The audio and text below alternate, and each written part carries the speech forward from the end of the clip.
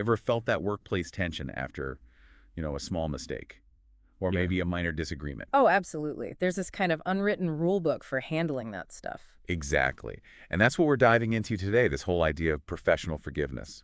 Right, though we often don't call it that. We say things like letting go or choosing your battles. Or just being professional. Precisely. And our mission here is to figure out why this is, well, so vital for your career, for the whole work environment, actually. And we're drawing on insights from Ephraim Anuigbi, right? Yeah. An audit senior manager. Yeah, experienced guy. His background's in risk, policy, strategic leadership. He sees how fixating on small interpersonal slips, much like minor audit findings, can distract from bigger picture issues. Okay, interesting perspective. Hmm. So let's start with his first point, this letting go of mistakes. Right. The core idea is, not every single error needs a huge dramatic reaction. We're human. Things happen. We all mess up sometimes. Exactly. And Anupi talks about balancing accountability, which is important, of course. Sure. Can't just ignore everything. No, but balancing it with understanding or grace, because constantly jumping on every little thing, it just creates this, well, tense atmosphere. Yeah, not very productive. People get scared to try things. And Unwigby adds a crucial reminder. Think about the future.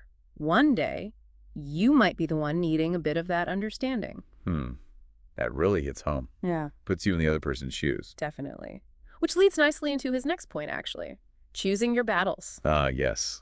We've all been there. Those small annoyances at work. Right, the little things.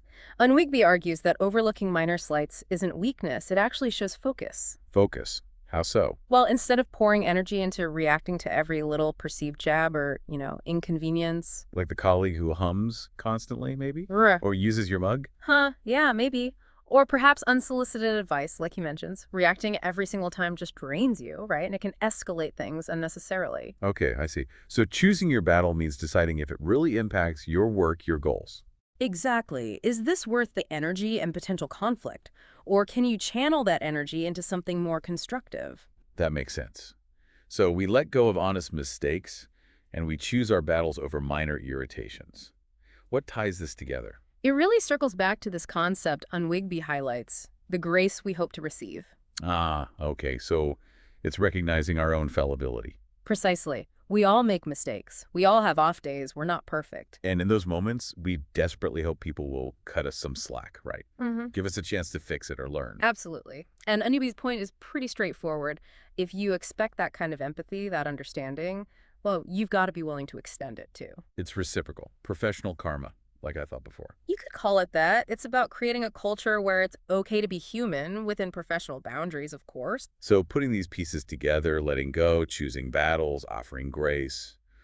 What does Onigiri say this all adds up to?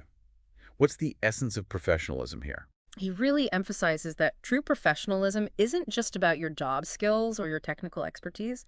A huge part of it is emotional maturity. Emotional maturity. Yeah. Knowing when you need to stand firm on something important, knowing when it's better to just let something go. And knowing when to simply move forward past an issue. Exactly. It's not static. It's about judgment in the moment, making those calls wisely. And that leads us to a question he poses directly to you, the listener, which I Yeah. think is really powerful. Yeah. How do you practice professional forgiveness in your career? Yeah. It makes you stop and think, doesn't it? Okay. About your own actions. It really does, because the key takeaway here, the bottom line, is that this professional forgiveness, whatever label we put on it, isn't just nice to have. It's essential. It's pretty fundamental for workplace success, for your own well-being, and for, a healthier team dynamic overall. So here's a final thought for everyone listening, building on Onigiri's ideas. As you go about your work week, think about how consciously applying these principles might shift things for you. What small battle, maybe something brewing right now, could you choose to overlook tomorrow? Yeah, what little bit of grace could you offer someone? It might make a bigger difference than you think. Definitely food for thought.